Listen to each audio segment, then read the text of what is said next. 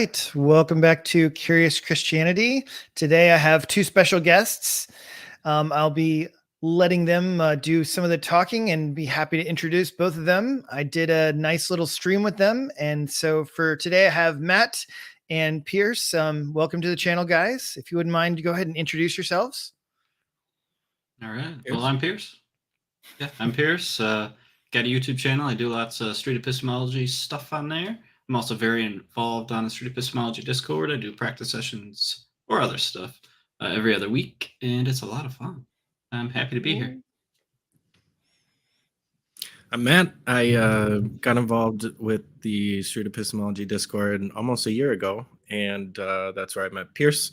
I also have a very small YouTube channel where I've uploaded a couple of the better SE conversations that I've had, and yeah, they're pretty mediocre, but worth a watch. There you go. There you go. Now, if you would, please explain for most people, what is street epistemology? Because that is not a common term in general.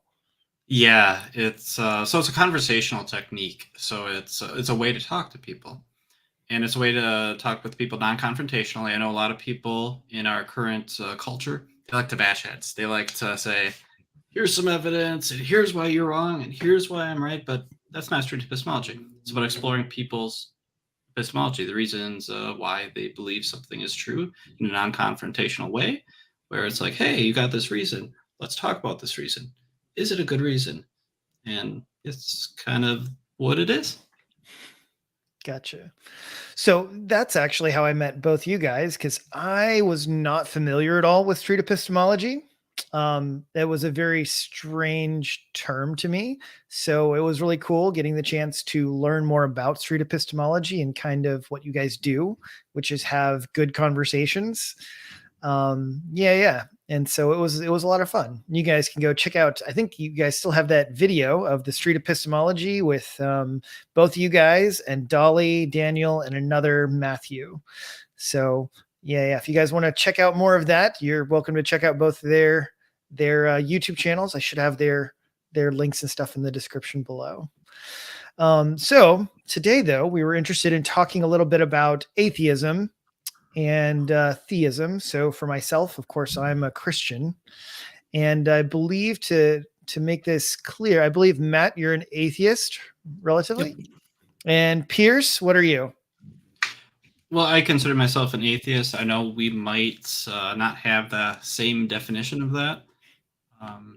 But yeah, that's the term that I typically use. Cool. Well, yeah, so I was hoping that, we would, you guys would kind of tell me a little bit about kind of your background. Did you guys just born into atheism, or was this been an evolving journey? You want to go first, Matt? You go ahead. Okay, sure. So, no, I wasn't really born into atheism. So I was born to my mom, right? And my mom, grew up in a Catholic household. She's still Catholic to this day. Not your really traditional Catholic, more of a, I don't know, I hate to use this term, but, liberal Catholic, I suppose you could say.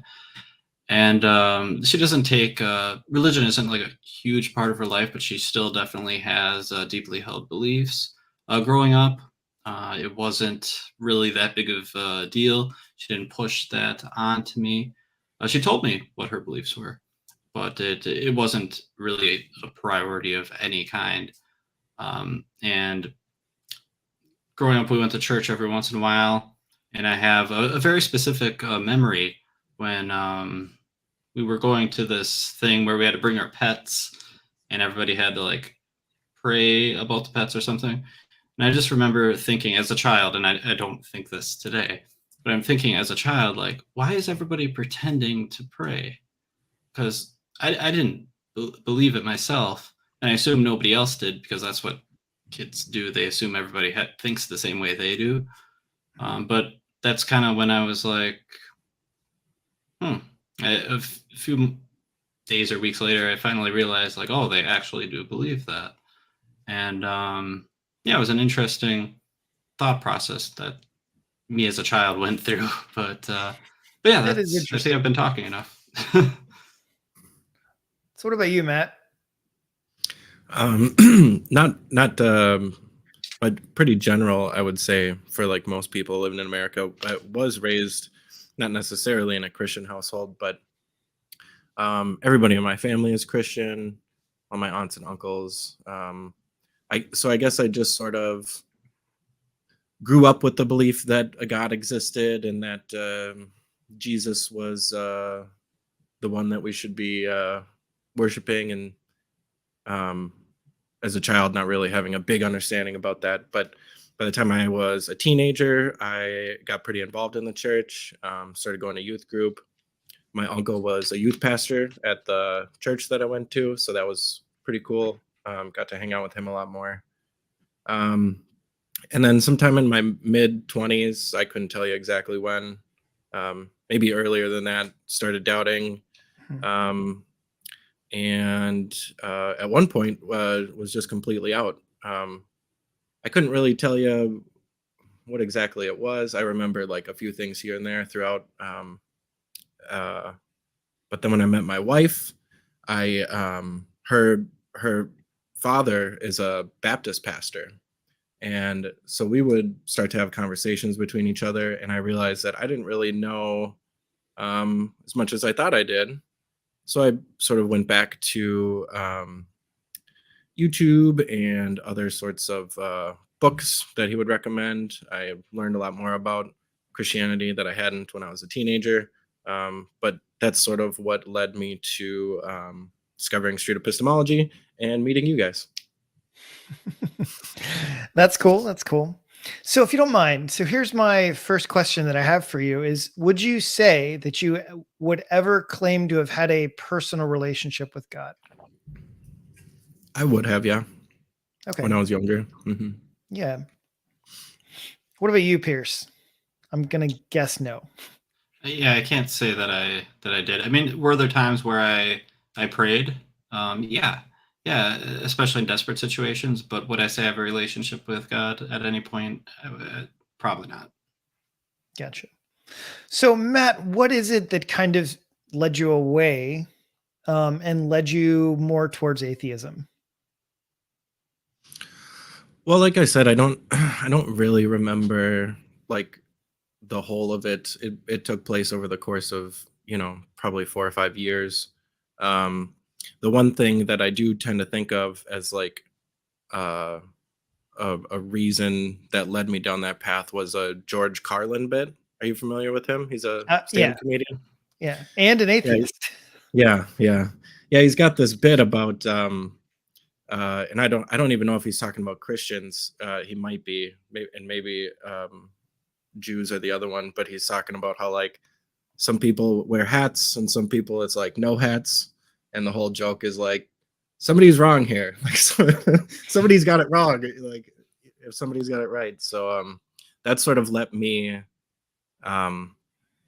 or allowed me like some room to back away and take a more like critical view, and begin being okay with the fact that this might not be true. So I know you said that it's kind of vague in your mind. Was there anything in particular that stands out that led you away? Not really. I think the Carlin like bit in that little experience wasn't like an isolated one. I think I had other ones like that, probably with other comedians, because I, especially as a young teenager coming up into my 20s, was just enthralled with stand-up comedy. But yeah, it's really nebulous and cloudy. I don't think that there was any like emotional reason behind it. I don't think I was angry or hurt by anybody that I can remember. So would you say that it was the comedians that dragged you away from theism? Maybe. Maybe that, yeah, they, just being able to laugh about something that was otherwise so secret or sacred and like serious. I think that's what did it. I guess that seems to me like a weird response, though. like being able to laugh about something. I mean, it's not like me and my other Christian friends, we don't make jokes about atheism or different different things, but that doesn't change our Mm. mind as to whether we think that God exists or that we don't have a relationship with him anymore. Mhm. So I guess it seems like a little peculiar to say that, like, yeah, you go from one end to a completely different end. So like, for instance, like you mentioned the idea of, yeah, watching more YouTube videos and more books and everything, like by your now, did you end up marrying that girl? I don't remember if you said. Yes, If you, yeah, yeah, I yeah. did. Mm. Right. So he's still a pastor though. Your Yeah, yeah. wife's Wife's okay. father. Yeah, my Yeah, you're so father-in-law. you're yeah, you're so your father-in-law. Um, but did that not leave any impression on you? Like meet or talking to him, meeting with him. Well, yeah, you said you talked with him and you began to dive in deeper, but Yeah, I obviously think obviously it didn't take, right? yeah, I think what it was like a little bit of shock of like this guy knows way more than I ever did about Christianity, and so Mhm. maybe it um would be a I'd be doing myself a service if I spent some time and I started with just like a broad history of Christianity. It was this Mhm. huge 15-hour tome, and then plenty other ones, but no, it didn't. I mean, we still talk to this day about it. I think what the comedians did, or just that period of time, was shifted my null hypothesis for the existence of God. So instead of just sort of assuming that a God exists or being brought up and assuming that a God exists, I shifted my position to the null position, being that no God exists, and I need now I need evidence to push me to that conclusion. That If seems a that bit makes sense. peculiar though. Like, why didn't you shift to agnosticism? I maybe I did at some point. Um, I don't really remember. I'm sure it wasn't just like a on off switch, you know. Sure, sure, sure. Like it's like Yeah, a sliding spectrum, right? You're kind of yeah, like cruising through the river or something, right? But at yeah, some point you end up like really far down the river, away from hmm, everything, right? yeah. So, but like, yeah, to me that's like you're a long way away from the shore from where you started, right? Hmm. Yeah, it is peculiar. I would agree with that. Okay. I am curious actually, what do you think of Matt's experiences, Piers? Do you not Um, think it's peculiar, or do you just think it's like, no, it's a little it's a bit weird, but I don't know. I know I've talked with Matt in the past, and Matt, correct me if I'm wrong here, but I think you said that when you were first coming out of Christianity and into atheism, that you didn't really have intellectual reasons for that at first. Am I right with that? No, I think that's correct. Okay. And I think part of that is tied up in sort of uh, the comedian thing too. It like I said, I wasn't angry or upset by anything. I did eventually become angry for a brief period of time because I thought that all the adults in my life had been lying to me until I realized that that's not the case. But that's really the only like negative. I think it was just little bits of exploring and prodding and thinking thinking critically to myself about things. Are your reasons that you had like in your early 20s, I think you said, different than your reasons today? I'm sure I couldn't even tell you with any kind of accuracy what my reasons were when I first started to leave. let me ask you this instead. Would you say that the subject then of Christianity, theism, I don't know, let's just call it almost, I don't want to be too large in it, but I would say that you don't have a massive interest in like philosophy of religion. I don't know. I because I've definitely spent some time like reading books I otherwise wouldn't have if I didn't have at least some level of interest. Sure, sure, right? But It's it's hard to not say. something that you would say plays a significant role as far as doesn't change the meaning of your life or purpose of your life. Yeah, I would agree with that. More like a hobby. In other words, you actually entertain religious conversations more as kind of an entertaining hobby, as like, oh well, maybe I'll study this today, or maybe I'll have a conversation with so and so about this because it's just kind of moderately interesting. I would say that's a big portion of it, but there is also a component of like I do value truth pretty highly, Okay. and so part of that is wanting to believe true things, and um, so I guess there is some desire wrapped up in there, in the sense of like, if this is true, I want to know it. Hmm.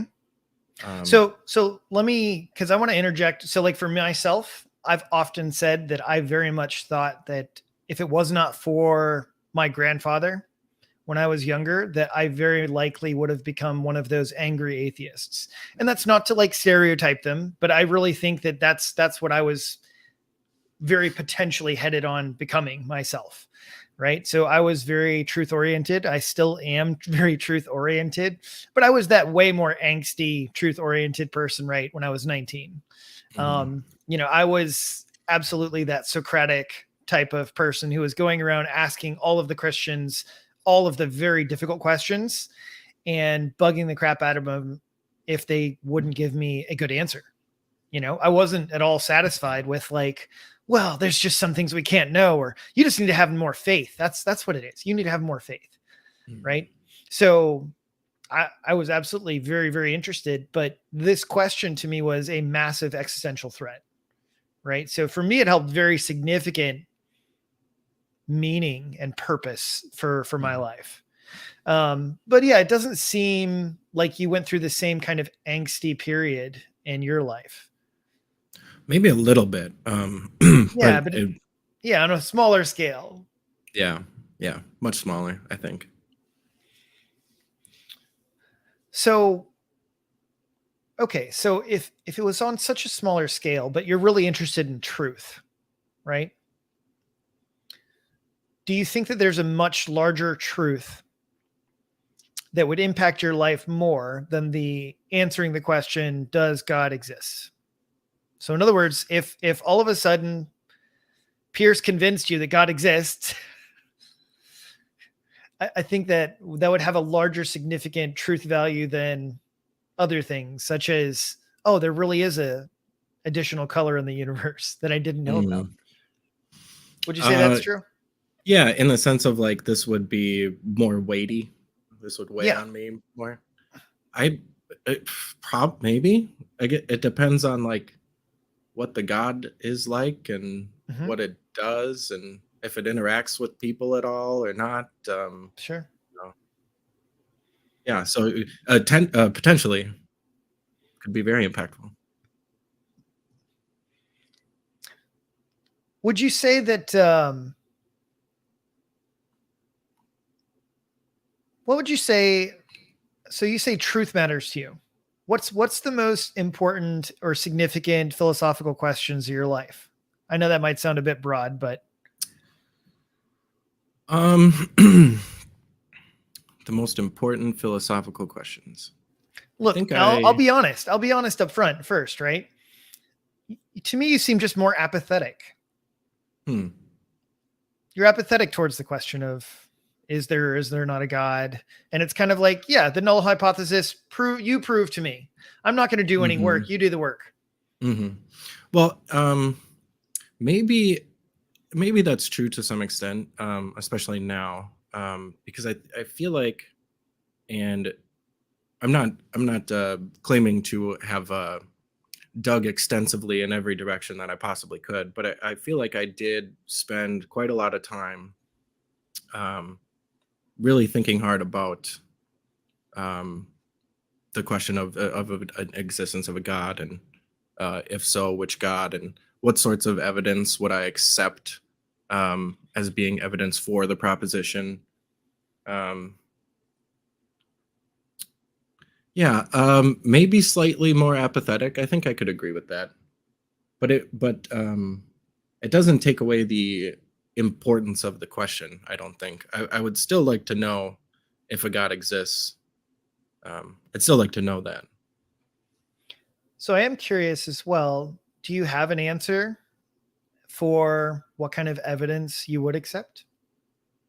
Yeah, yeah. Depending on what the claim was for the God, depending on how it was defined. For example, if it was defined in any of the omni senses, I would probably, my standards for evidence would go much higher, because I feel like that's a much larger claim. So when it comes to, say, just for example, like Christianity specifically, Yep. And the sort of core propositions of Christianity, Sure. Jesus' death and resurrection, the existence of a God. Those seem like pretty big ones. Yeah, yeah, very important. Yeah, it would have to be something. I would need to see something miraculous, something that suspends the laws of physics, something that we could make novel, testable predictions about and have them come true regularly. It would need to be something measurable. Why regularly or measurable? Because if you can, if you make a hypothesis Mhm. and you make a prediction and that prediction comes true once, that's not necessarily evidence, but twice, 3 times, now we're probably onto something. But aren't you talking about a God that you can control, not a God that's in control? Because if you're Not sure. talking about some sort of scenario in which you can predict, if I do this, then said God will do this, then isn't he kind of under your control? Well, I'd be okay if somebody else did it.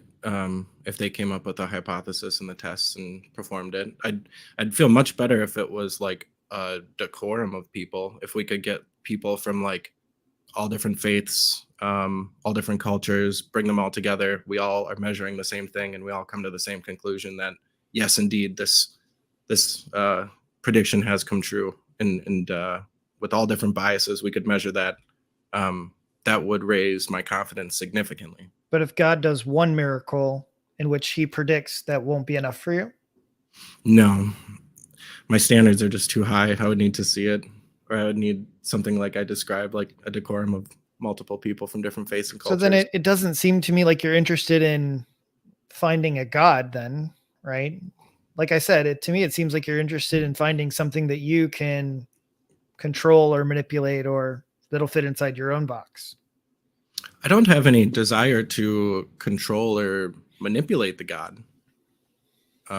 If it existed, at least I don't think I would. Well, then why does he have to relate to you on your terms? He relate to me because he doesn't have to do anything if sure. Yep, he doesn't have to do anything, right? But if you were interested in a God, then it would seem to me like you would want to understand and know truth from whatever the truth is that he has for you. But you've controlled what truth is defined as concerning God. God has to fit into your box, right? Well, it would just have to be something measurable. I would need it. I would need it to have a falsifiability component. Otherwise, I'm not going to be able to get any value from it. If it doesn't have that component, then I have no way of knowing if it's true or not.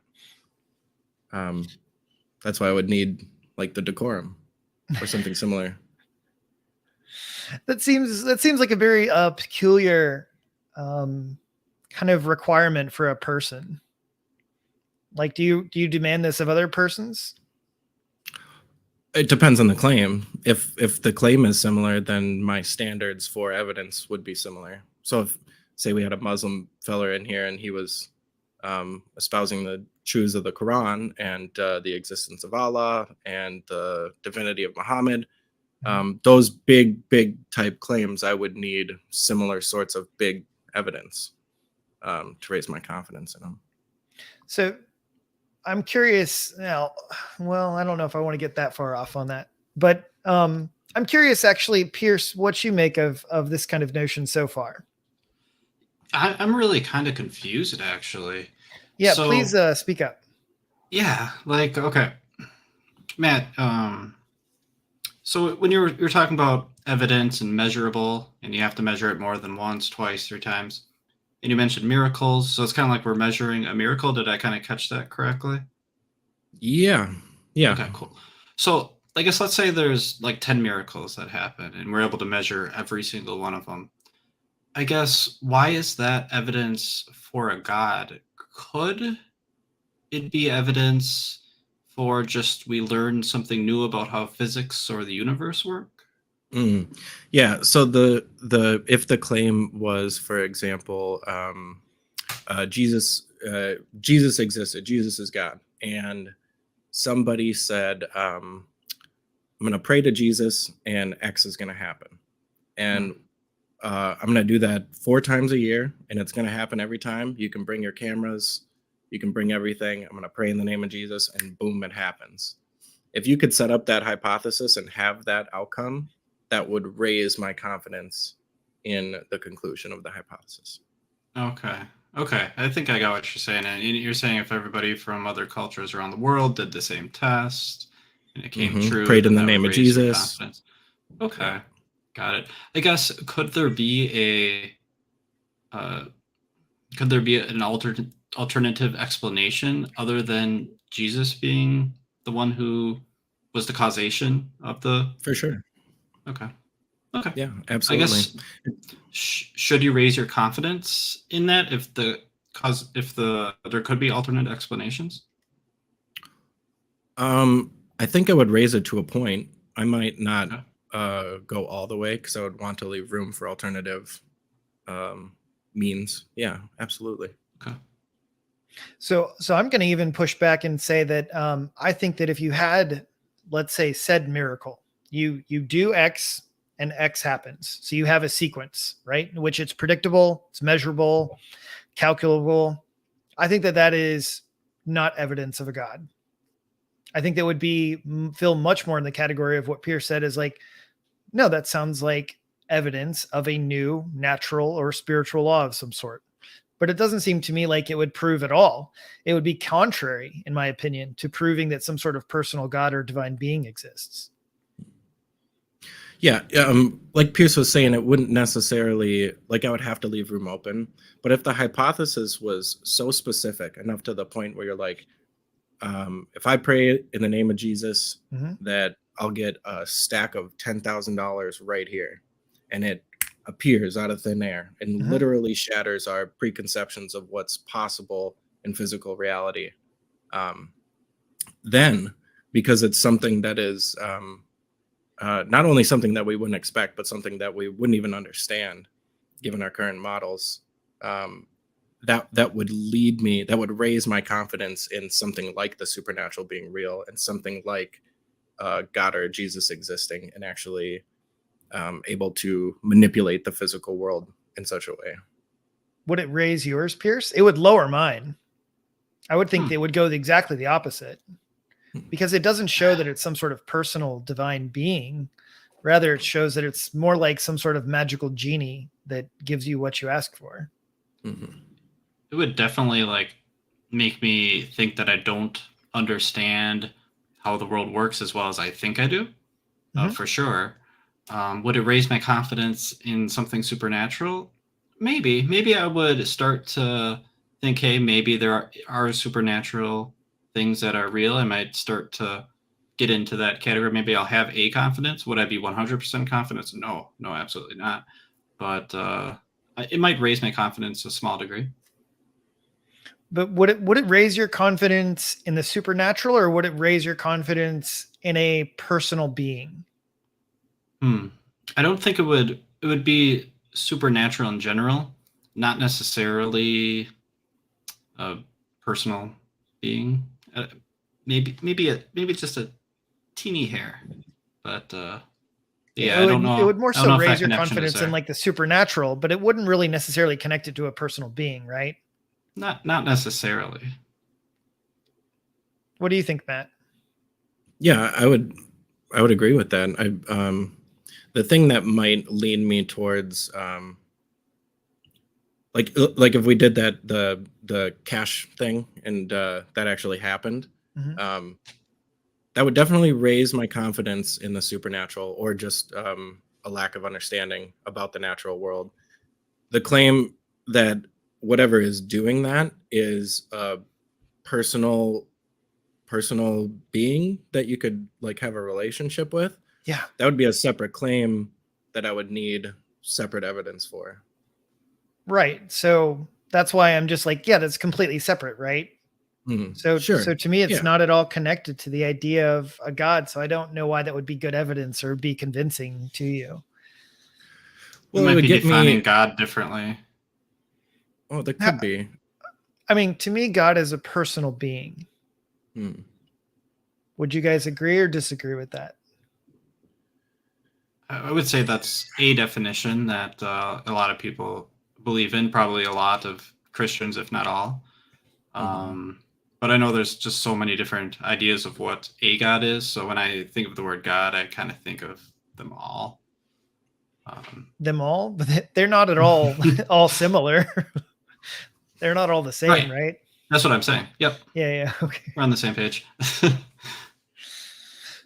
So if God wanted to have personal relationships with human beings, do you think he would do it through reliable, consistent tricks? I have no idea how he would do that. I don't. Hmm. If I try to put myself in the mind of a spiritual omni being, I have no idea. Okay. Do you think that that would help accomplish the goal of having a personal relationship, though?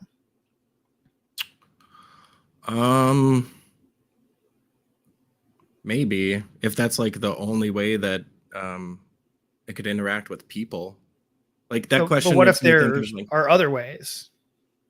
yeah, I'm open to that idea. Depending on what the claim is, I would need evidence to match it. What do you think, Pierce? That's a tough question. But I mean, if I were to put my shoes in this being's shoes, I'd They're write big messages shoes. in the sky. Yeah, they're big shoes. I'd write messages in the sky. I think that'd be a way to get people's attention. That would get their attention, but do you think it would actually develop a personal relationship? It might, like, if the message was personal, you know. But would he have to write it in the sky every day? Maybe. So maybe he could just write it in the sky for one person then. It might connect with maybe that person. maybe each person sees a different message, the message that Yeah. they need to see. Yeah, sure. Yeah. So it'd be individual messages for individuals, right? Yeah, But it wouldn't be sure. the same message for every person, right? Right. Yes, that's what I'm saying. Yeah. So if God wrote you a message in the sky tomorrow, Pierce, Hmm. and it was a secret message that just meant something to you, would that move you at all? I'm not saying it would convince you or throw you over the edge. Sure. If like if it was the type of message where only I could see it and it was invisible to everybody else, that might persuade me a little bit. I would probably go between. I guess it would probably be some. Yeah, it'd probably be between I'm totally nuts and a God existing, and I wouldn't necessarily know which way to go. I'd have to really think about that one. So I think the message of Christianity, it's the idea of a personal God that wants to get to know his creation.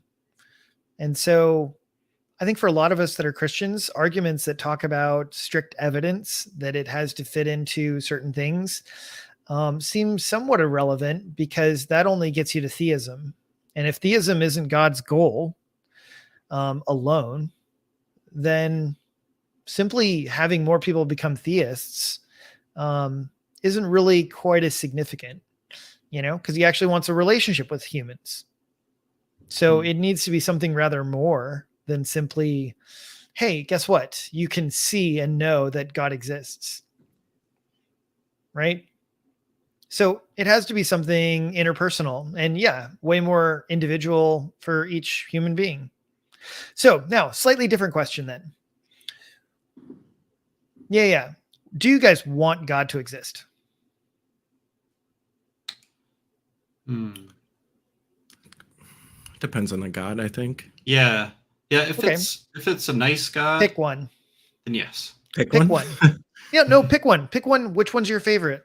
It doesn't even have to be Christianity. I'm a Christian, of course. I think that Christianity serves the maximally great being, the greatest God that does the most good, loves the most, all those things. But which one's your favorite? Which one's your favorite that you'd be like, you know what? I hope or I wish this one existed. I think if I'm being just like blatantly honest, um, my mother and my wife, they're both Christians, both Catholics, different kinds of Catholics, kind of, but they each don't believe everything in the Bible. Mhm. They cherry pick. Let's just be Yes. out there and honest. They believe this part. They don't believe this part. They have kind of created their own version of Christianity, and I mean, I like that version that they have created. My, I think it's fantastic. And do I want that particular God to exist? Yeah, absolutely, I do. What do you think, Matt? I'm really struggling, honestly. Well, God, by definition, according to the philosophers, all right, and theologians, is the greatest possibly conceivable being. He's the greatest possible conceivable being. So if it has to fall into that definition, I don't Yep. know. Um, I I might lean towards like a hypothetical alien hive mind or something. As long as it fit those properties. Um, I'm leaning towards like I don't know Thor, like maybe a Greek god, something that is like a human but has flaws. Um, at least according to like Greek mythos, like was very involved and active in people's lives in like a really tangible way. Um, like, you know, I don't know, Zeus. Zeus was pretty frisky fella. All kinds of weird stories. That's a very Something like that. strange choice. Why would you want a flawed God? Something more It's relatable. relatable. Yeah. That's what I said. Okay. Now I am curious, actually. To be honest, like wondering, is Jesus not relatable? Is that part of the point? Um, like Because the entire point of Christianity, right, is that Jesus comes down to earth and he relates with our pain and suffering and living on this earth. yeah, I suppose so. Um, I'm like rerunning through every Jesus story in the Gospels and trying to like how relatable is this guy? I'm not sure. Well, compared to Zeus, he did way more on earth and relates way more with human beings.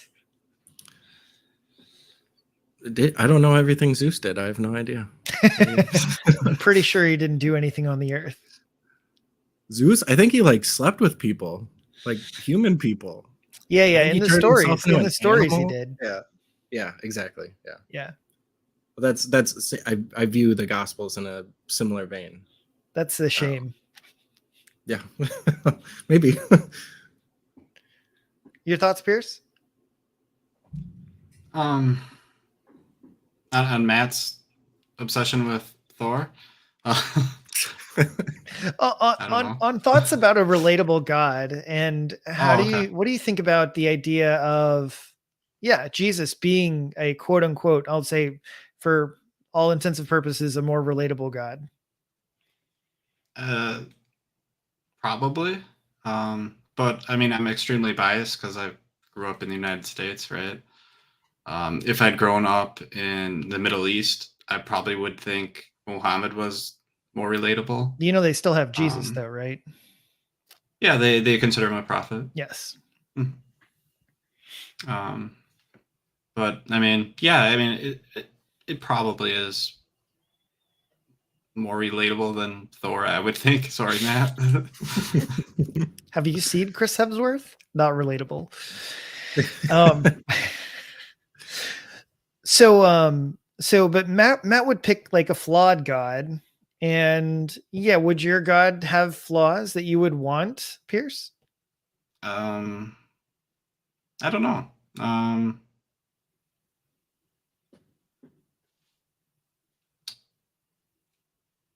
I think I would want that God to be not necessarily flawed. I'd want him to be loving. I'd want him Yes. to love everyone, right? I would want him to make the best choices for us to always do what's best. Mhm. You know, as far as terms of well-being. And I guess that's really all that matters, I guess. I can't think of anything else that matters. Okay. I gotcha. I am curious. So like, be blunt with me for a second, guys. Bear with me. Is there something about Christianity that repulses you or that you don't like? Depends on the version, right? Like there's this I forgot his name, but there was this one guy that I made a video on back in 2019, or maybe it was 2020, I'm not sure. Anyways, he was up on his, what's it called? What's that thing called? I Podium? think he's speaking from podium, sure, whatever. At his church. With cameras on. Pulpit. Yeah, Preaching? that's it. That's the word I was Yeah. looking. Yep.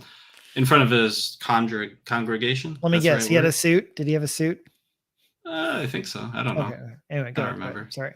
But he gives his sermon, right?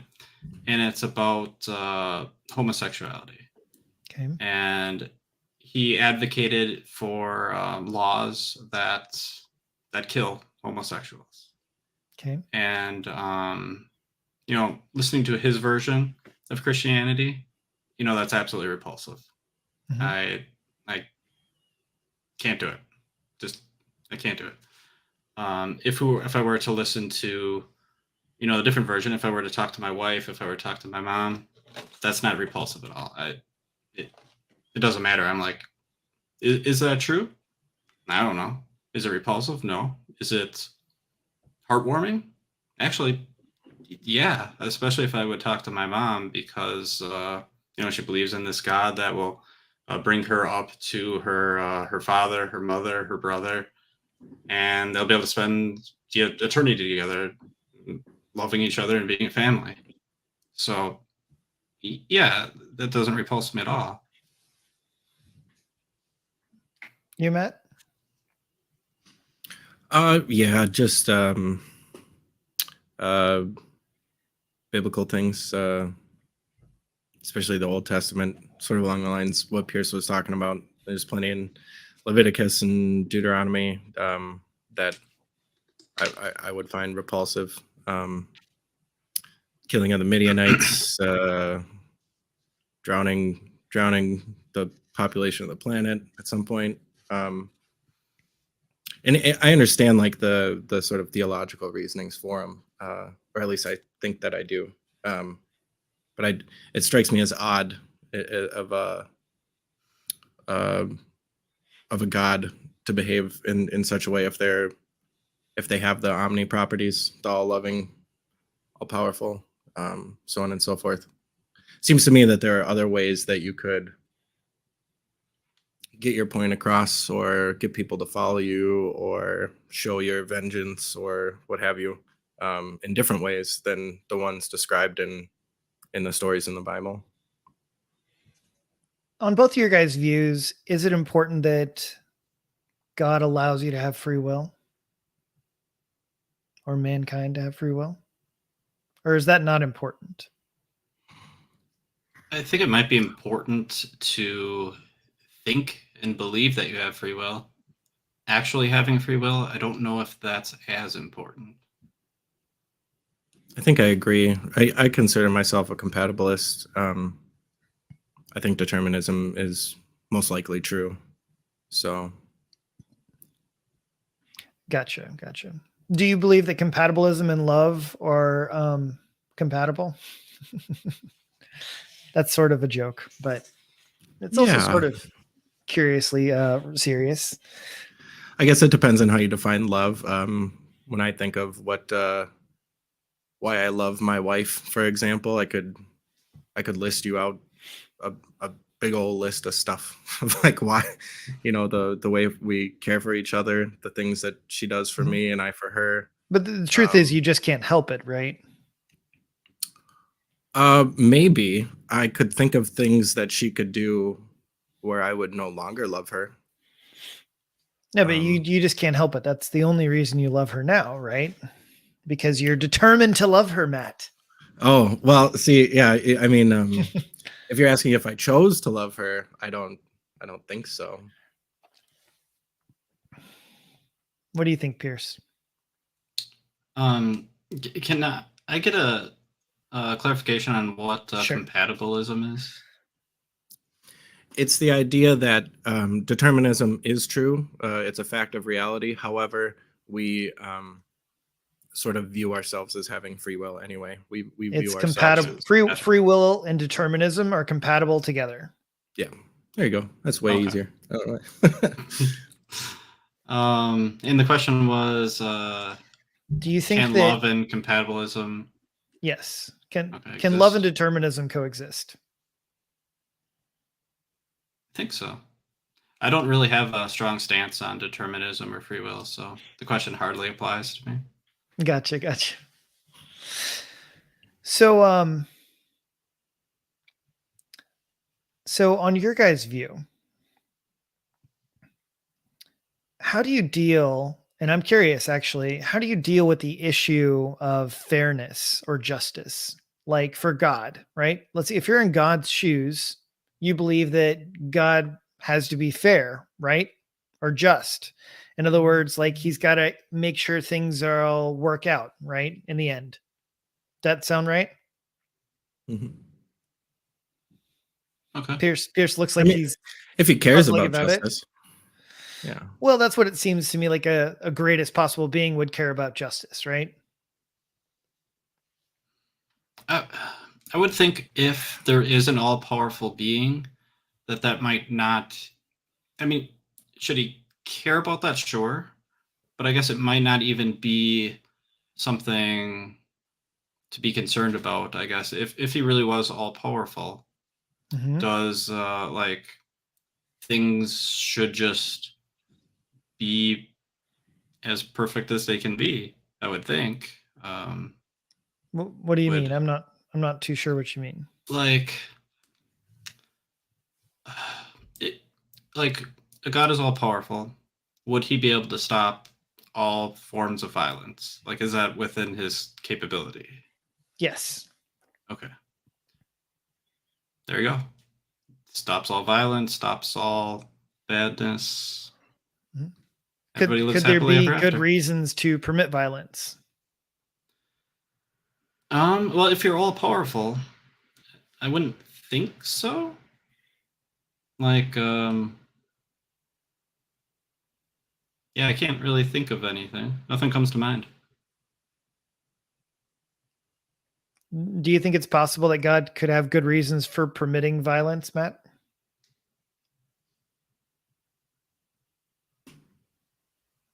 Nothing comes to mind. Not, yeah, like Pierce was kind of saying, I think like if there was some like if there was a reason to allow for violence, what would that be if it wasn't something else that was bad in some way? Something that needed fixing or altering or changing. So to me, the answer is love. I think that a world with love is greater than a world without love. And in order for love to exist, that a person has to have the choice to love or not love. Now, I know you haven't made up your mind on free will, but so in other words, God gives human beings a choice. Hey, you can do this or you can do that. So you have two different choices to make. And so on one of those choices, you have the choice for violence, and on the other choice, you have a choice for love. And so God giving human beings that free choice is an inherent good. And the fact that some humans don't choose it isn't God's fault. Could God provide that choice, but when it comes to the violence, it's not actually possible to hurt anyone? Like, let's say you can choose to love someone, you can choose to go up and give them a hug, or you can, take a knife and stab them. When they go to take the knife, they've made that choice. They want to do that. The blade like turns to jelly or something. It's a silly example. Sure. No. but- Yeah, this is a fair question, right? Mhm. But it seems to me that then God is not actually giving you real choices with real consequences. In other words, you never actually have to have consequences for your actions, right? And nobody else has to experience the consequences of your actions either. So you're not really making choices that actually have consequences, right? Instead, you're just kind of making hollow choices. So God is limited. So the greater the consequences, the greater the degree to which those choices matter, right? So, in other words, since we do have significantly negative choices and results, right? Well, then that kind of shows that the degree to which God's given you a choice and you have a really serious possibility for good, well, that means God gave you a very serious, very large responsibility to do good actions. Yeah, I'm just wondering about like what isn't it possible that we could be given the choice between two hard decisions, for example, and one of those decisions has consequences that just aren't violence or like aren't bringing harm to other people. Like Well, even I if think, it's bad, even if like I choose to shoot up heroin every day, yeah, um, some I'm people might probably say that's a good choice. yeah. I wouldn't necessarily be harming anybody, or hopefully not myself, obviously. And it would still have really bad consequences for making that decision. But there wouldn't be any inherent violence there. And I could think of like all kinds of like, do I go for the promotion or not, or do I take a risk and go on this submersible with this guy? Maybe, maybe not. Yeah, but you're just talking about like just kind of limiting the kinds of choices that people are allowed to make. Is that the point? No, just like the fact that there are decisions that we can make that still have negative consequences that just don't involve violence, or as a Mhm. hypothetical rather. Like if God could just dip in and pluck out the ability for like somebody to stab somebody else, or um, you know, any other type of violence, murder, rape, Mhm. any other of the horrific things. Um, it seems to me, and I think Pierce was saying this earlier, that an all-powerful God would have the ability to do so, Mhm. and this action wouldn't necessarily impact people's free will. You'd still be able to choose whom you love or don't love. You just wouldn't be able to stab anybody. Yeah, and I totally agree that God could do that, Mhm. but to me, it does lessen the significance of the choices that we make. Hmm. Yeah, Right? I think if I did want a God to exist, I would want that God, but the one that was able to go in and just pluck out the ability to murder somebody, or at least Mhm. that's like the world that I would prefer to live in. So if that God existed, I'd go for that one. Gotcha. Yeah. Now, the one thing that I definitely understand, sometimes we get into situations where maybe we're uncomfortable with perhaps whatever decision that we feel like God has made. But if God really did know everything, right? And you knew that he existed, right? Let's just say you knew he existed, okay? Said God knew he existed and he knew all things. Then, in effect, you would have to just trust that whatever it is that he chose was pretty much likely the best decision, right? Is it the best decision or is it the only decision? Could be either. Some people, Like, some Christians are determinists. So, yeah. I mean, in the sense of like, could God know wrongly? Is that a possibility? if he knows everything, no. Yeah. Then it seems to me that I don't know how you get away from determinism in the sense of like in your mind, is there anything that can happen not according to the will of God? I don't think that God wants people to murder each other. But if they did, Mhm. it Then was they do, something, right? right? Yeah. And so that was something that God already knew was going to happen, Yes. presumably. And he permitted. Right. So in that Mhm. sense, I'm sort of stuck back at the beginning of how are these even choices that we're making? If like I mean, clearly I have a choice between X or Y and I choose X, but did I Mhm. really ever have that choice if God already knew I was going to choose X? If I Well, would have sure. chosen Y, did God know wrong? No, because obviously God knowing doesn't affect your free will in any sense, right? You know, if my girlfriend comes to me and brings me a hamburger and a vegan plate and Mhm. she knows that I'm going to choose the hamburger, right? Did she determine that I would choose the hamburger because I she see what you're know? saying. Yeah. The simple Yeah. knowledge doesn't determine the fact of it. Hmm. Is there yeah, I'm So I don't think that it's incompatible that God could know all of our choices and our I'm choices not could be free. yeah, and I don't think it's incompatible either. I'm just curious about the way that it works. Like if you like let's Sure. say you knew or let's say God spoke to you and this is crazy hypothetical. Let's say he spoke to you and he said you're going to die 30 years from now on X day Mhm, in this place, so on and so forth. mhm. Are you able to kill yourself tomorrow? Right. Yeah, Yeah. yeah. So those are a lot of fun theological questions. And so like there are some people that are called open theists. I don't know if you've ever heard of that. And so they basically believe that God mostly knows things, but he doesn't know what humans will do completely because humans have Mhm. free will ultimately. Um Now others, so like myself, I'm a Molinist. I don't know if either one of you guys know what that fancy $5 word means, I've but heard it before. yeah. So it's a fancy term that it seeks to resolve this issue through stuff, but I don't want to worry about too much philosophical nuances. But in essence, maybe you could kill yourself, but God knows that you wouldn't kill yourself, right? And it goes a lot back to that whole analogy that they use in the Matrix, right? When the Oracle says to Neo, it's like, Neo, watch out for that vase. And then he goes, what vase? And he turns around and knocks it over.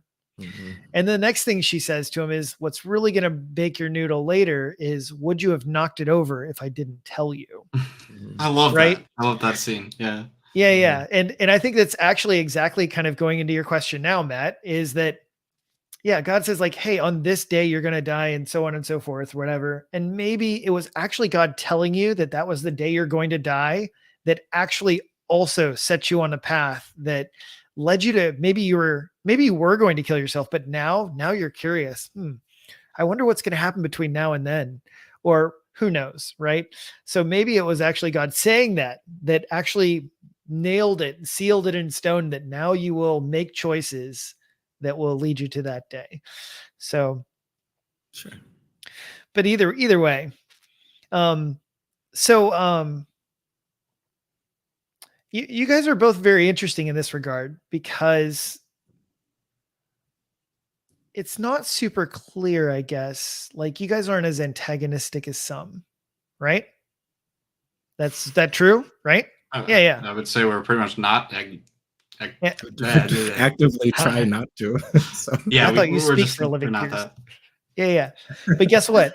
I think that actually, you know what? Usually you guys are the most difficult ones to witness to.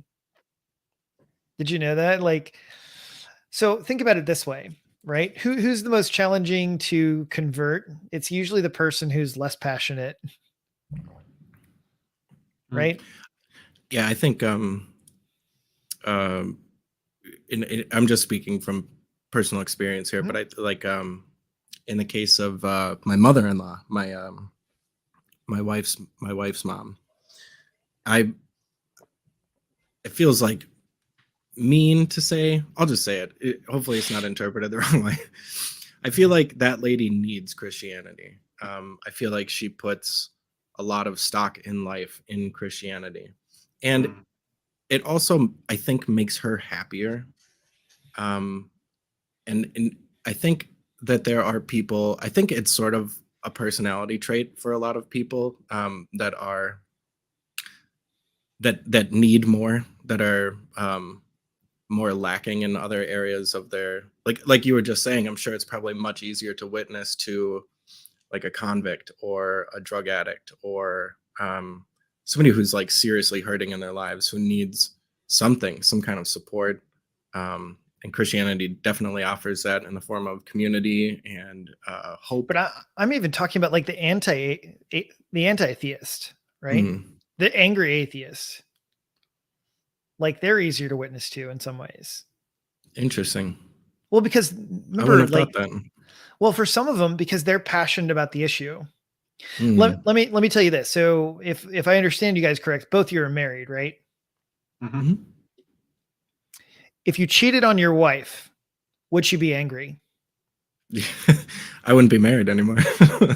If you cheated on your wife, you came home and told her, and she shrugged her shoulders and watched TV, would that bother you? I would think an alien had inhabited my wife's skin.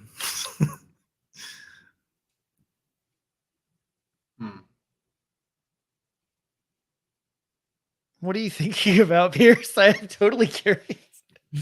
I'm trying to put myself in those shoes, and I'm thinking, like, if I made that choice, I obviously wanted to make that choice, which I don't, obviously. But if I did, hypothetically, Mhm. I don't think it would bother me because of the mindset I must have been in. I must have wanted to do that. Mhm. I wouldn't want her to break up with me, Mhm. so But I would. what would you know about your wife if she didn't respond to that news?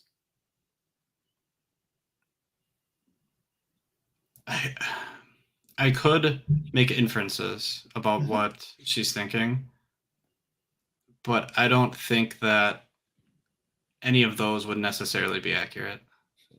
I would have to ask her. I would have to know. Yeah. Okay, I gotta know. Like, dude, is your wife like more cerebral than you? Like, She's very hard to read. is she German? No, she's Mexican. Okay, I don't even believe you now. That's I've never met a She- Mexican woman that didn't shoot her husband after something like this. No, no, but so look, if you go and you cheat on your wife and she doesn't respond at all, it's usually because she doesn't actually love you, right? That's the one you Well, worry about.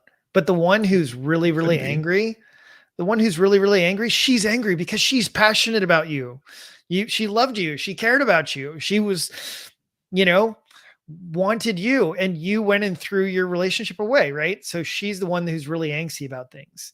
And so to me, I find that those ones who are really, really passionate about this issue, they're easier to discuss with in some sense, because both of us really, really care about the issue. We may be on different sides of the issue, but we are deeply invested and concerned about, hey, what is true? What matters? I have negative feelings, opinions about Christianity, but sharing them usually doesn't help anything. Especially like civil conversation, just first and foremost. Mhm. It's not most people that have a religion tie it into their identity to some extent. And when you start to attack people's identity, you really the walls just go straight up. There's no more goodwill, you know. Yeah, I mean, like, I would say that this is something that I am pretty passionate about. Uh, but I realized that posting a meme, getting angry, yelling at people, like I talked about this at the beginning of the workshop in St. Louis that I put on for street epistemology. And it was about, you mind if I share shortly, briefly, Sure. Adam? Okay. Yeah, go for it. So, Go for it. So quite a few years ago now, this was back when I was starting my channel, and I had a friend, and I think I referred to him as Ryan. That's not his real name, but me and Ryan were having a conversation. We had a disagreement. It wasn't even about religion, just something totally nonchalant, just not even important. And he said, "Oh, you just got to have faith, right?" Mhm. And I was like, "Nah." And it was a bit tongue in cheek, you know. I was talking about the disagreement, the non important thing, whatever it was, and but it was a little jab. It was a little jab. You know what I'm saying? I meant it in like Christianity. He's a Catholic, a very devout Catholic. So it was a little bit of a jab, and he took it very to heart. He started screaming at me and telling me why I was wrong and why I needed to have faith, and if I didn't have faith, I'm a terrible person. Just screaming and going on and on and on. And I didn't know it at the time, but eventually I came to this conclusion. That's not helpful at all. If I were to do the same thing he did, how is that going to help anyone or anything? It's not going to help myself. I mean, it might make me feel better to get off my chest, maybe. But aside from that, it's just not going to do anyone any good. But if we can have civil conversations, just like we're having now, right? And talk about the issues, and perhaps we can even talk about the reasons why we believe and when we should hold beliefs. That's great. That's kind of where I'm at. Like, I'm passionate about it, but I'm not gonna go down to. I'm never gonna stoop to that level because I don't see the value in it.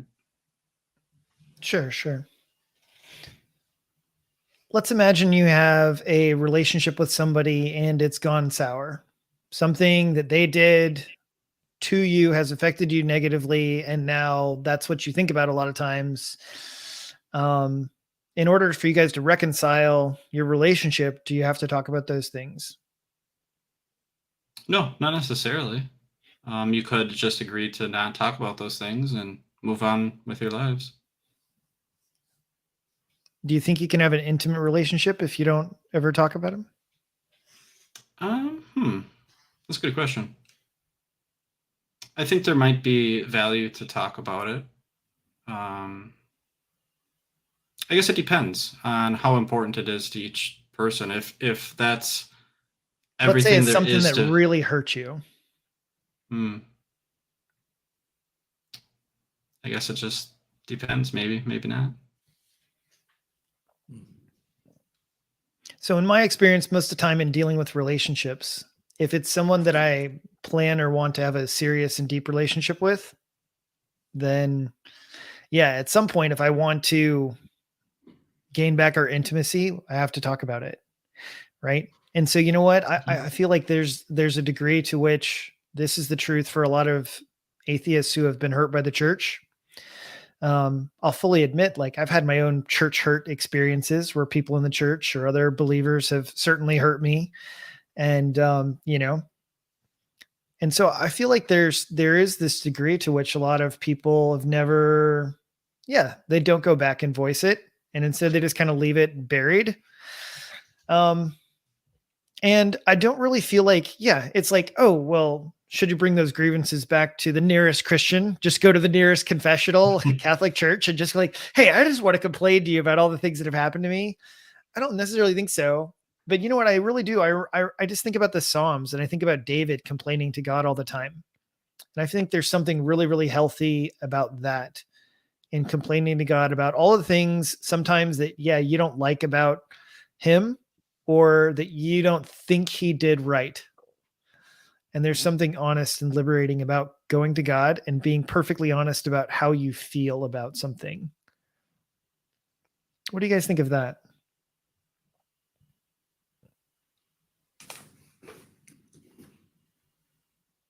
I think that you'd have to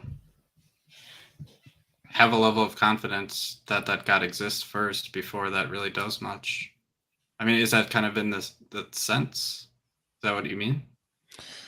Well, I want to put it this way, right? I'm going to actually put out a hypothetical.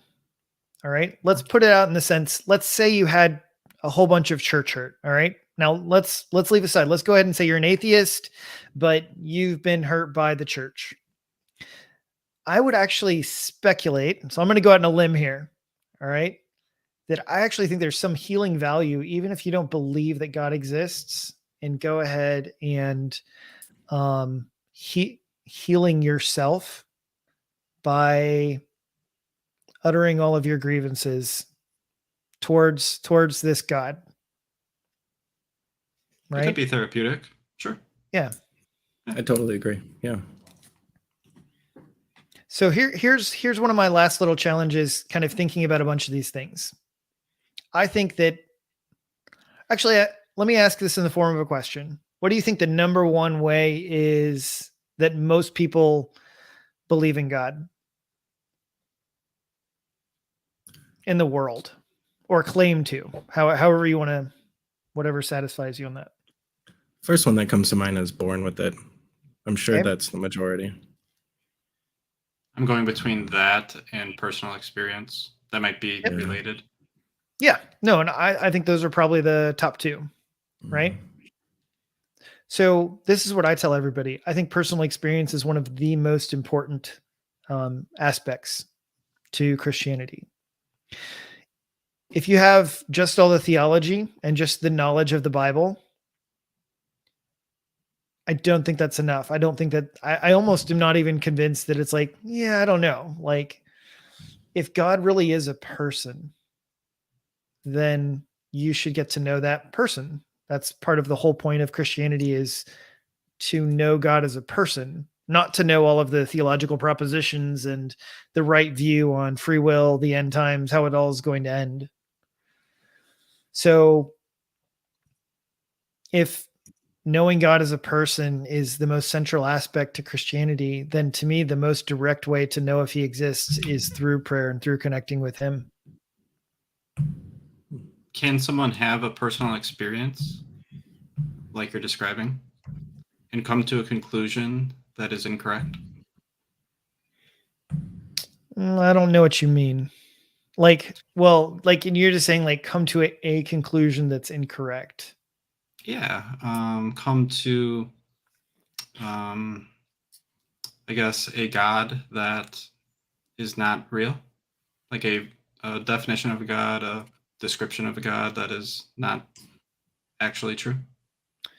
Do people have personal experiences about God that are false? Yes, I fully Okay. believe and agree with that. How do we know if someone has a personal experience about a God and that it's true? How do we know, or how do they know? How does anyone know? How do we determine that? How do we know if it's true? I think or that we false? we believe in our personal experiences when they don't have defeaters. Okay. We're justified in beliefs that we experience until we have defeaters for them. If let's say someone who's Hindu has this personal experience and they really believe that, I don't know all the names of their gods, but Sure. say they're 5 gods. I don't even know Oh, if it's that's the right more, number. but that's okay. Go ahead. Probably Keep more. going. Yeah. Um, how will they know if their personal experience was true or false? How do they know if that's a good reason?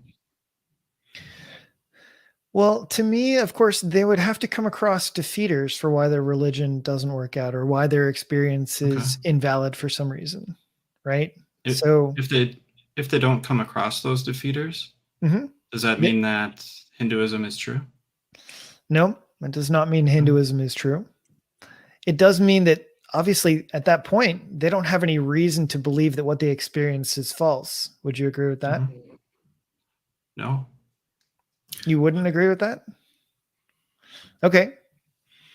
I would say that their personal experience, Mhm. I don't think it would be, I don't consider it a reliable method to determine truth. Therefore, I think you have to have something else. So how do you know that we're not in the Matrix? I don't. We could be. That'd be pretty cool. So what other thing are you claiming that we have to understand that we're not in the Matrix? We don't.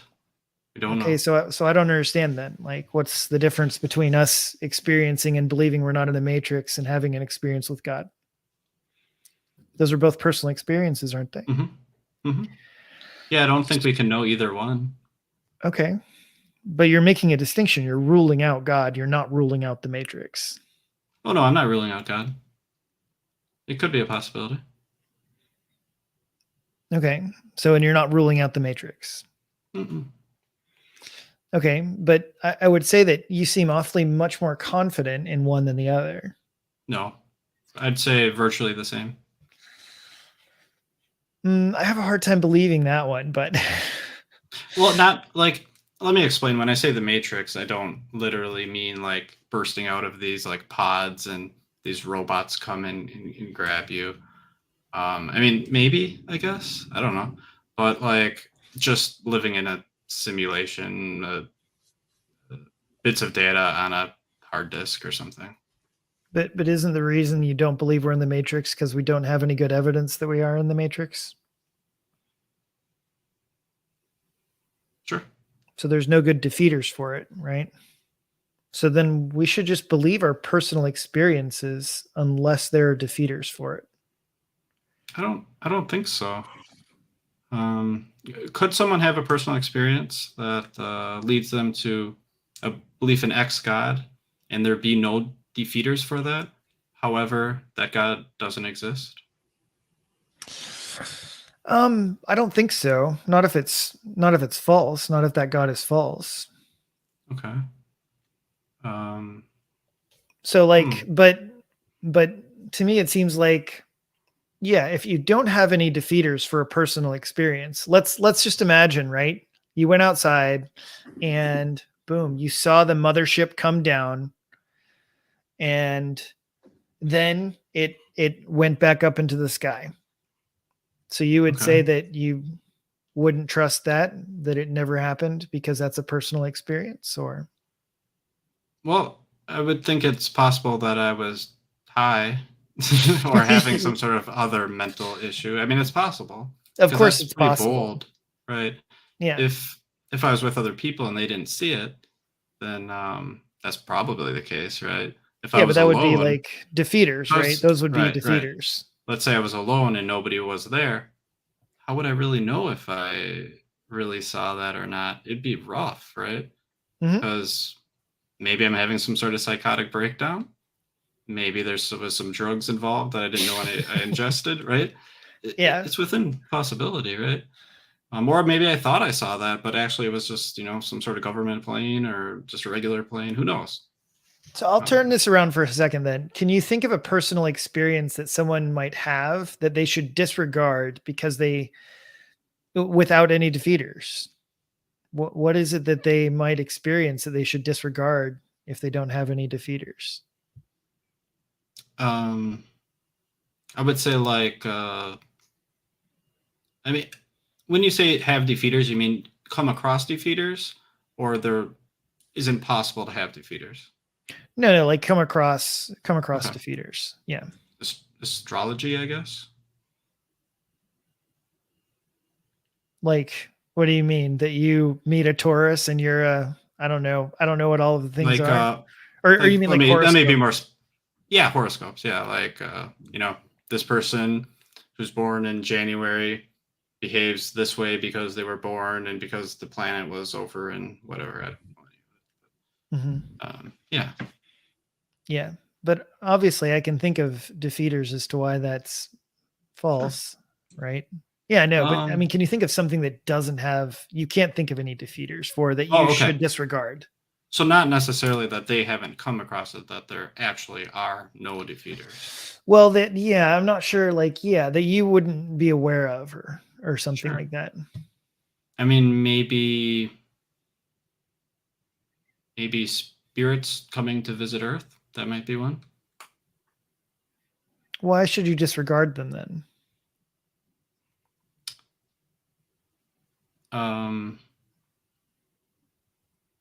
Because there's no way to determine whether it's the case or not.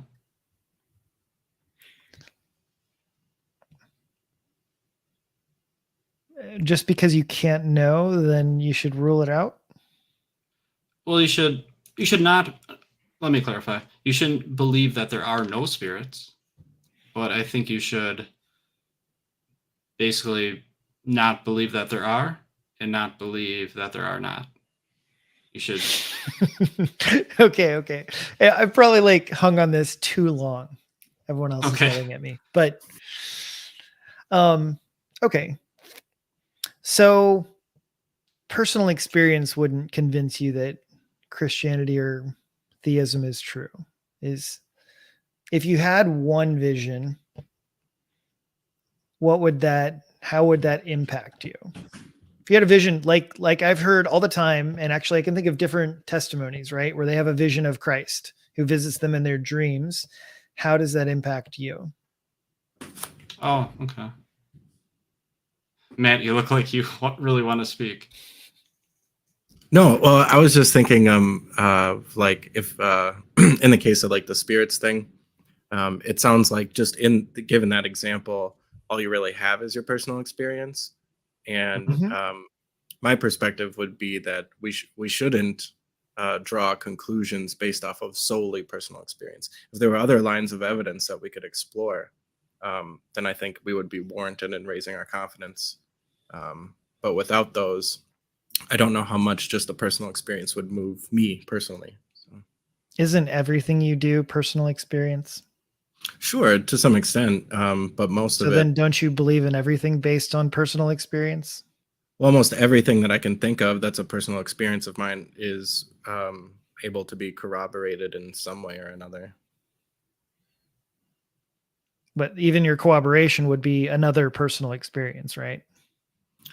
It could be somebody else's. It could be a measurement. But you're just you're believing what they told you. So you're believing what your ears are telling you. I wouldn't say I would believe them. I would say that it would add to my confidence. So like, let's say somebody else told me, yeah, I saw the spirit too. That might raise my confidence a little bit more than just my personal experience. If somebody was like, we got that spirit on a video camera over here, it's gonna keep going up every little line of evidence that we add to that. I got you. Yeah. It's a cumulative case. I don't know if I'd use that word. Okay. More reliable evidence weighs more heavy. Yeah, that's a good thing. When you say to you, yeah. What's the most reliable type of evidence for you guys? Empirical, probably. I would agree. Yeah. Meaning what's empirical to you guys? Demonstrable,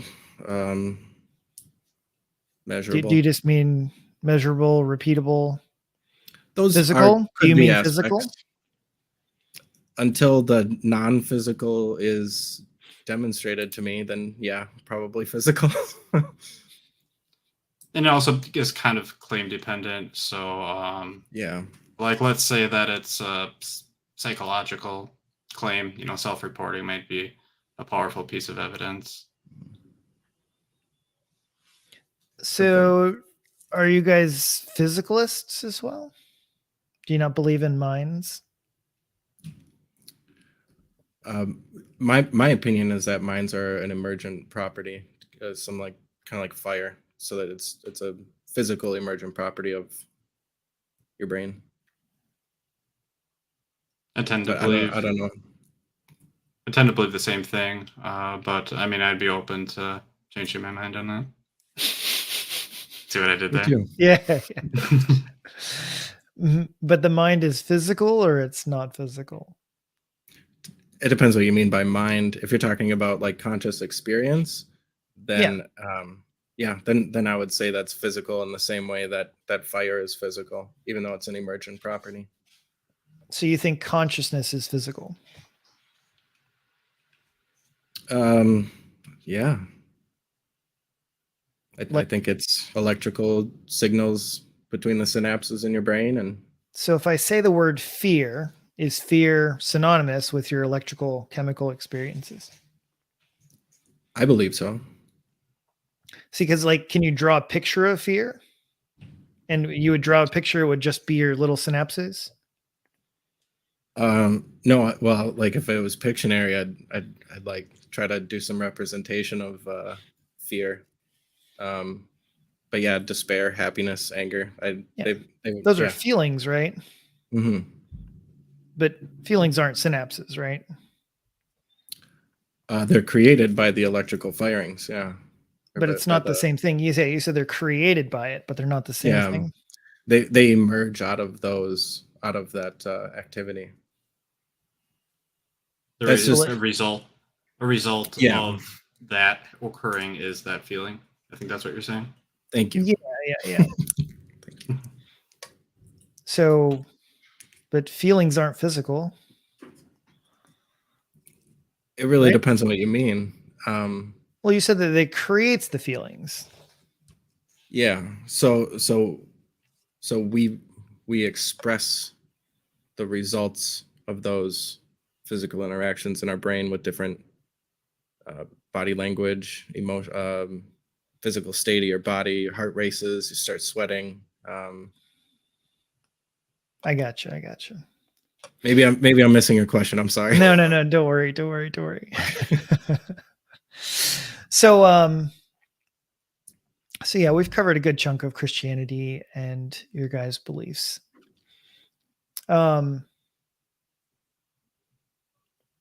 So forgive me, but I don't entirely remember if Jesus came down and you guys had a vision of Christ himself and he spoke to you directly, right? And nobody else is around.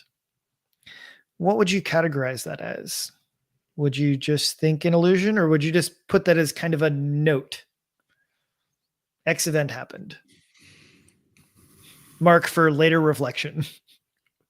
Because I feel like that's what Pierce would say. He would just write his notebook. Saw Jesus tonight. Maybe it was the pizza. It had pineapple on it. So Are you literally noting right now, Chris? Yeah, my pen ran out of ink. Oh, geez. Yeah, it ran out. But yeah, I guess kind of like I'd want to dig deeper. Like it would definitely be like, well, that's really interesting, right? it But exactly that toad. That sounds like you. yeah, I'd be like, was I sleeping? Was I awake? I would question that. Mhm. And was it just maybe I was really digging deep into Vice Rhino's videos, and maybe some of the preachers that he reviews really made an impact on me, and I was dreaming about it, and it just happened to come through. But I would think about it, but I would want something else, because I don't know what that means. I don't know how reliable that is. I know that I can have dreams and they can not be true. So Mhm. I would want to try to figure out whether that one was true or false, if that was really a vision of Jesus himself, or if it was just, coming from here. Matt? Yeah, I feel the same. For some reason, I'm reminded of the end of the movie Contact. Are you guys familiar with that at all? Oh, it's been so long. I don't remember the ending. It's a really interesting juxtaposition of religious belief and exactly what we're talking about, personal experience, where Jodie Foster's character in the end is taken through space in an interdimensional ship of some kind, while an alien in the form of her father is like explaining to her why they haven't like shown themselves to humans yet, like what they really are, where they live, blah blah blah. And she gets zapped back to Earth. And even though this, to her experience, was like hours and hours of flying around in this spaceship, in reality, in the movie, it took about 12 seconds. And she's trying to relate to other people what she's experienced, and is met with the same problem that people that have religious experiences are met with, that revelation is inherently first person, and there's really no way to convince somebody else. I mean, I'm sure other people can be convinced, but there's no way for in this instance, like, impart that exact experience to somebody else. And so Gotcha. Yep. like, yeah, like Pierce, I would jot it down in my book and think about it. So this is what I would encourage you guys with. If the greatest possible being existed, right? So, and he's all loving, all good. He is the greatest possible being. Whatever you could possibly conceive of, this being existed. Would you want to get to know him? And I want to add something on top of that. Would it be worth getting to know him? And so if the answer would be yes to either of those, then this greatest possible being who knows everything, and he would therefore also be the ultimate source of truth, right? Because he would actually have all of the answers and all of the facts, right? So then if there was one person or one place to go to look for truth on your journey, because you believe that truth is a virtue and it's a good thing, it would be to that person, because he's the one person that actually knows. He's the one person that actually does that. So if all of those things are true and God is a personal being, then to me, the greatest way to have any sort of direct access would simply be to seek him out through prayer. Because the one thing I can tell you is that every other human being is imperfect and does not know everything. You know, of course, I'm a Christian. Do I believe Christianity is true? Yes, I do. I do believe Christianity is true. But obviously, I'm also flawed and I have lots of imperfections. But if a God existed, then he would be the one person who doesn't have imperfections, and he would be the one person that literally could answer all of your questions. And so it would seem to me that I actually wonder more and more why people want evidences outside of God himself. If God does exist, then to me, seems like one of the most logical ways to search for him or to search for answers for the truth would be through prayer, through asking him, through asking that being to reveal himself to you. Because as you said before as well, it's also going to be somewhat individualistic. And the way that he might reveal himself to Pierce might be different than he reveals himself to Matt. I guess I would want to know, like, let's say Matt and I decided to use prayer to, can I say interact with this God? Mm-hmm. Interact with this God. And let's say we get very, very different interpretations of what's going on. Let's say my God is very different, very has very different desires and very different morals than Matt's. It's completely different. I guess in that sense, is prayer a reliable way to figure out what's true about this God? Could be. I'm not I guess sure. if we're coming to different conclusions, what Is does there that a say about the tool- reliable? Yeah, is there a tool that Adam could use to determine which one of us was more correct or mistaken, or like what would be the best method to go about? How would you do it? Are you talking about me personally, right? Yeah, yeah. Yeah. So to me or whatever, then you do have some additional things to look for defeaters as far as like what kind of God, right? Mm. So for instance, you could certainly start to begin to look at other sorts of things, right? So in Christianity, there are other historical claims, there are other factual claims that also play significant roles, and there is consistency. So one of the things, because it's like, oh well, let's say that you both get different answers, right? Mm-hmm. If you both get different answers, does that therefore mean that both of you are wrong, one of you is wrong, or it doesn't, right? It just means that we're both not correct. Well, one of you could be Simultaneously. correct. One of us could be, but just Sure. not both. Mm. Or both Yeah. of us could be wrong. Yep. Mhm. So I think that then you would want to continue the search. But you know what? Why wouldn't you also want to continue the search in prayer as well? Mm. Because Well, I guess it would come down to me personally. I don't want to speak for Matt. Sure. Come back to reliability. Like if we're both coming to different conclusions, like does that mean that it's not reliable? Yeah, if Pierce is at, let's say Pierce is at 100% of what he determined from his prayer, and I'm at 100% confidence of what I prayed about or what I've gotten out of my prayer. What do you think of our level of confidence? Is that too high for prayer? Should it be 100%? Should we be closer to 70? Like, what I do you think think that, of our? I mean, given no more information or whatever, to me, it doesn't really say a whole lot.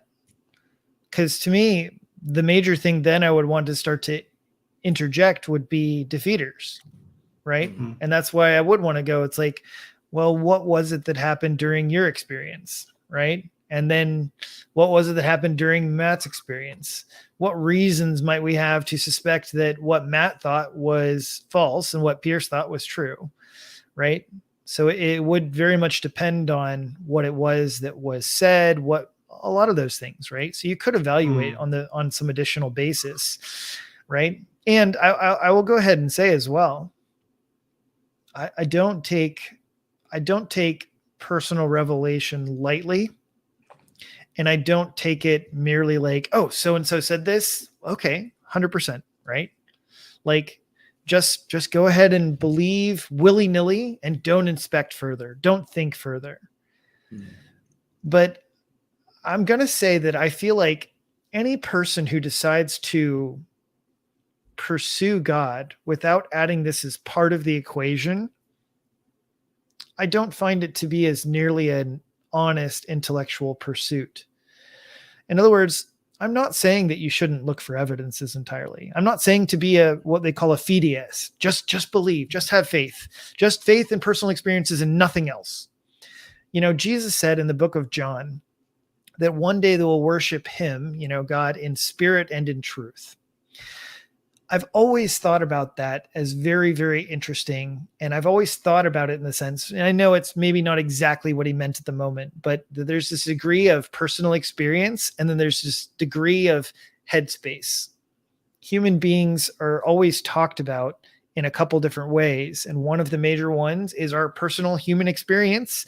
And the other one is through what we see, what we feel, what we touch, right? So you have this very experiential side on the physical side, you know, and that's your science and all this. But then we also have an experiential side, right? A moral side.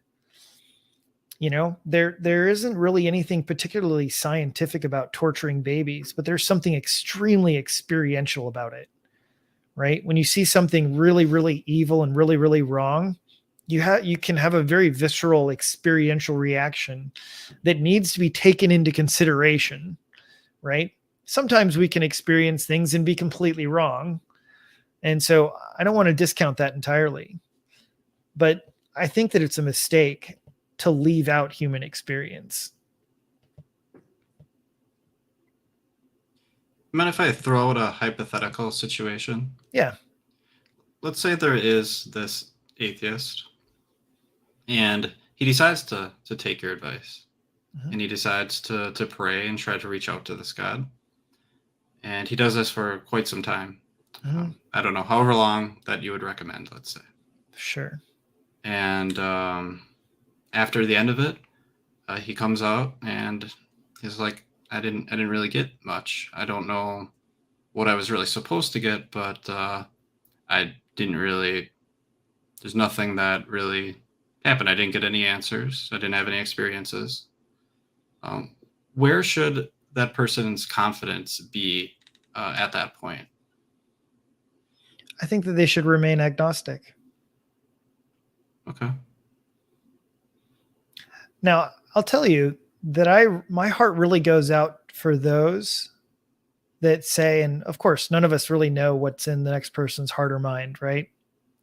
My heart Mhm. goes out to those who pray and seek and don't hear.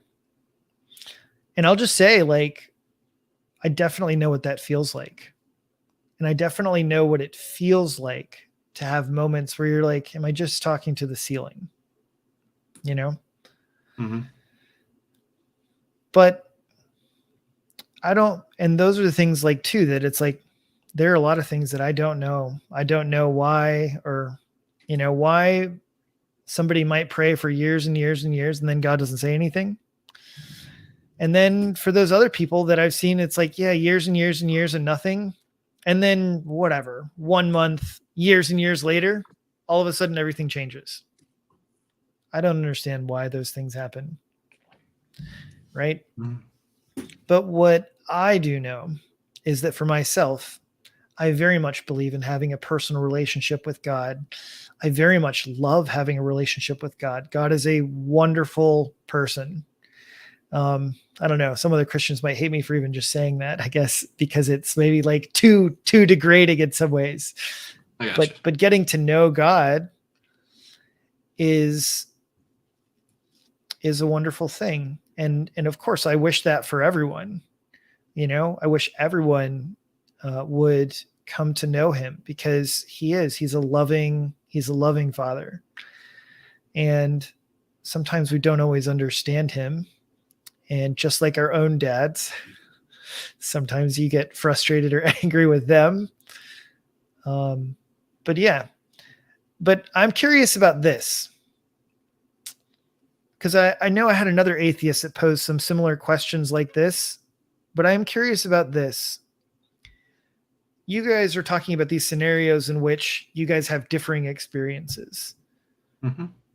But what am I supposed to say if me and my friends are all praying to the same God and we're all having the same kind of experience? I think, yeah, you should investigate that for sure. Because Like, to me, this is more so my experience, is that I would say that, and I'll put it this way, right?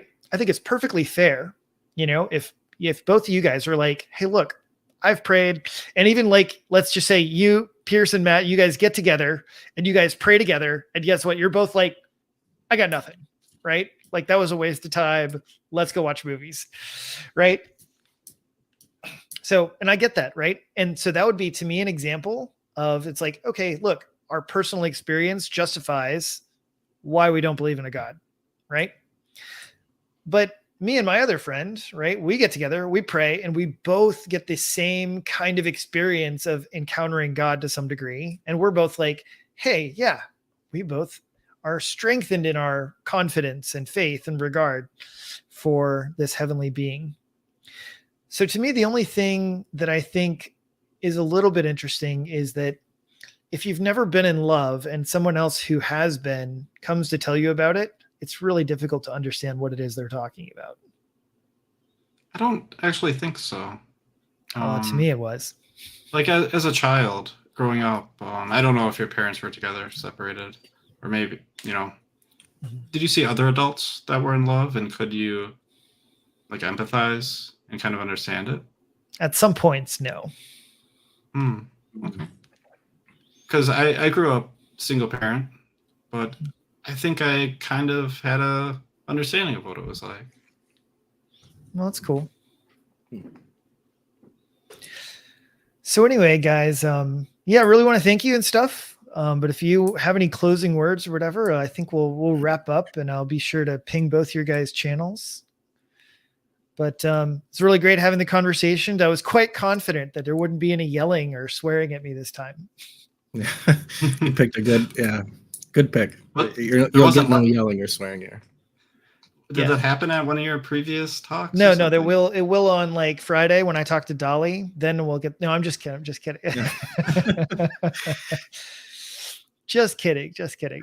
But I have definitely had all that stuff with other atheists at different points, but not on any of my YouTube videos.